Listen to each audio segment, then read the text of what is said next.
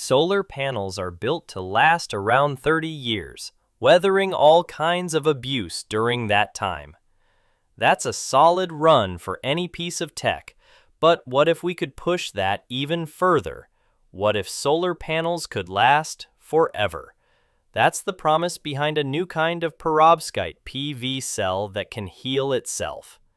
Not only does this self-repair help the panel bounce back from damage, but it also helps maintain peak efficiency over time. And it's just one of several innovative paths scientists are exploring in the pursuit of perpetual photovoltaics. Breakthroughs like this could reshape the solar industry, as long as they can break out of the lab. So, how do self-healing PVs work? And how close are we to seeing them out in the wild? I'm Mark Ellen. Welcome to Think Tech Today.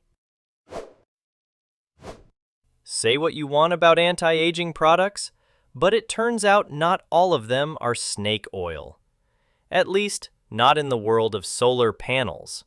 So what's the secret behind this self-healing tech? Developed by Monash University in Australia, the University of Oxford, and the City University of Hong Kong, the magic potion here is something called Hubla. That's short for a hindered urea bond plus a Lewis acid-based thiocarbamate bond. It activates when exposed to stressors like heat and moisture, the same stuff that usually causes wear and tear. You know, kind of like a high SPF sunscreen? Why? We'll dive into the nuts and bolts of Hubla soon, but first, why do we even need it? After all, if it ain't broke, don't fix it, right? Solar panels already handle decades of sun soaking like champs. So what's the big deal? Well, even though soaking up sunlight is literally their job, the sun still takes a toll. Over time, it wears panels down, gradually chipping away at their efficiency. And it's not just the sun. Panels face a constant barrage of environmental hazards: hail, snow, dust, and temperature swings. On average, a solar panel loses about 0.5% to 0.8% efficiency per year. So the goal isn't just a longer lifespan, but a longer health span, making sure panels keep performing at a high level throughout their lifetime. And when a single cell on a panel gets damaged, replacing it isn't really an option. This becomes even more of a problem when you look at satellites, probes, and other space-based PV tech. Up there, the sun's rays are unfiltered by an atmosphere.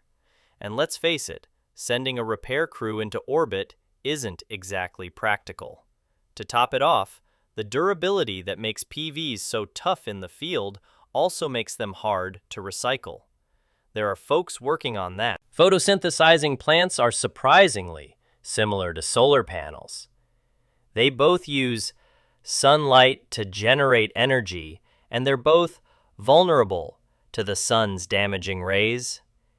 In plants, the photosynthetic molecules in leaves are constantly being destroyed by sunlight. But here's the cool part. Plants replace those molecules within an hour, keeping their energy production running at full capacity day after day. Strano and his team set out to mimic that process by creating dynamic cells. They combined carbon nanotube scaffolding with light-sensitive proteins called phospholipids to pull it off. It worked as a proof of concept, though the amount of electricity generated was pretty minimal. Still, it was a fascinating and important first step. Nature has figured out how to work with solar energy. It makes a dynamic cell that can constantly repair itself. More recently, researchers across the pond at the University of York discovered that the solar absorber antimony selenide has a bit of a Wolverine complex. It turns out this material can actually regenerate itself after damage. As research-led professor Keith McKenna put it in 2022, the process by which this semiconducting material self-heals is rather like how a salamander is able to regrow limbs when one is severed. Antimony selenide repairs broken bonds created when it is cleaved by forming new ones.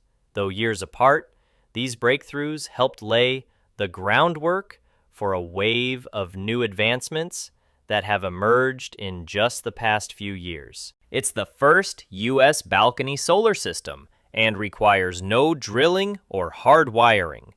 Perfect for renters or anyone tight on space. And it can still save you around $1,000 a year.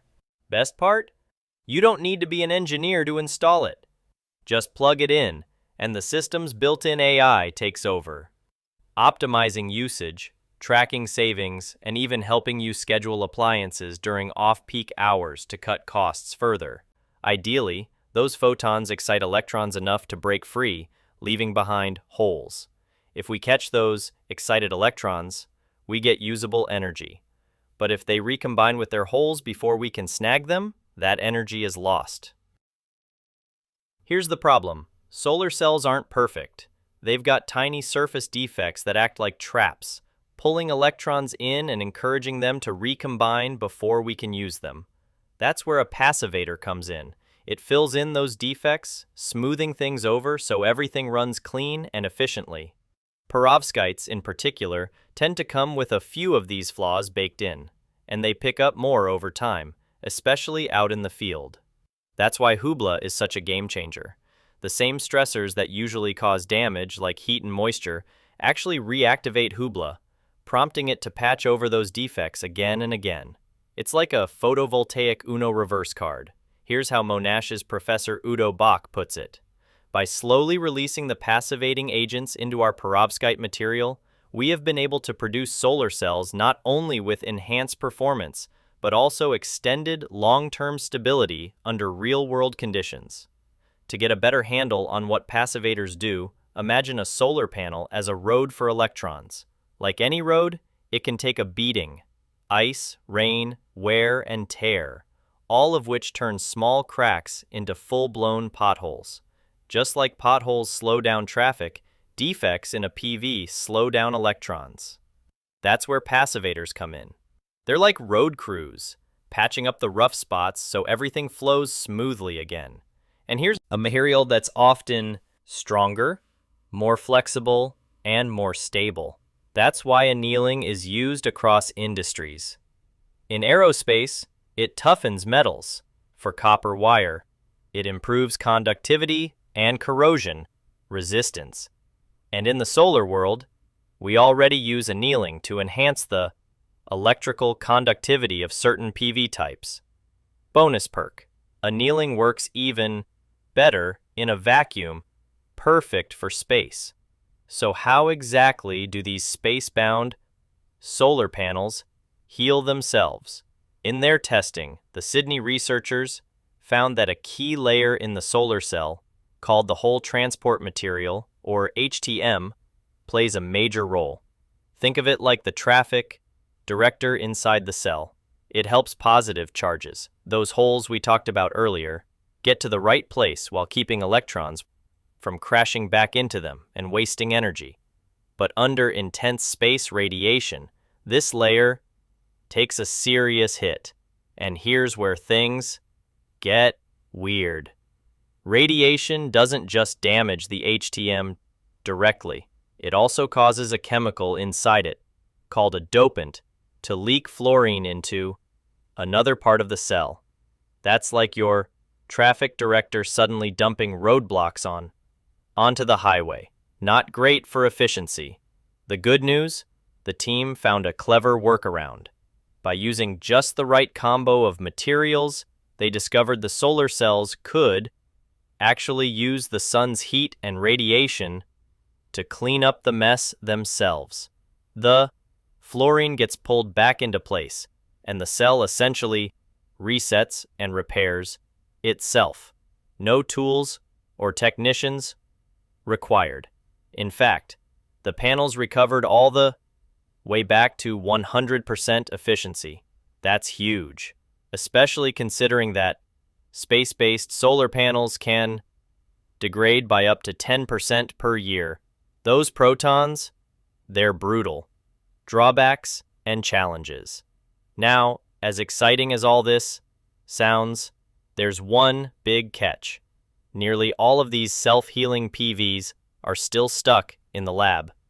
Sure, some have made it to the prototype stage, but for the most part, they haven't been through the ringer of real-world testing, especially over long periods of time. Even if they do pass those tests, commercializing the technology is a whole different beast. Right now, we don't know if these PV cells can have reliably produced at scale.